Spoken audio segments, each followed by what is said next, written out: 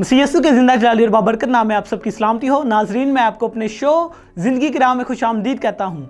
आज हम कलाम अक़दस में से देखेंगे इफिसियों के नाम पौलुस रसूल का खत, उसका 3 बाब और उसकी 6 आयत। खुदावन के पाक कलाम में यूँ मरकूम है, यानी ये कि मसीह यीशु में गैर कौमें खुशखबरी के वसीला से मिरास में शरीक और बदन में शामिल और वादा में दाखिल हैं।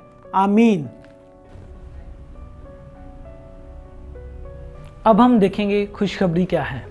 खुशखबरी से मुराद मसीह यीशु ने हम सब के गुनाहों के लिए अपनी जान दी और उसी के वसीला से हमने अपने गुनाहों से रिहाई पाई और हम उसी मसीह यीशु के वसीला से खुदा बाप के बेटियां और बेटे ठहरते हैं और खुशखबरी को दूसरों तक पहुंचाया जाए, क्योंकि जब तक हम खुशखबरी को दूसरों तक पहुंचाएंगे नहीं, ये खुशखबरी नहीं कहलाएगी।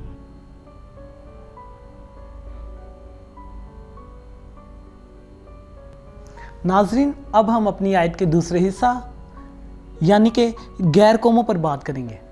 गैर कौम से मुराद हर वो शख्स है जो इस दुनिया में पैदा होता और वो मसीह से नावाकिफ़ है, मगर उसके लिए ये खुशखबरी है कि मसीह यीशु ने उसके लिए सलीब पर जान दी और उसको निजात के करीब लाया। आमीन। इसी तरह गैर कौम में मसीह यीशु के वसीला से मिरास में शरीक और बदन में दाखिल हैं। मिरास में शरीक होने से मुराद कि वो अब बादशाही के फर्जंद हैं। आमीन। हमारी आयत का आखिरी हिस्सा वादा में शामिल।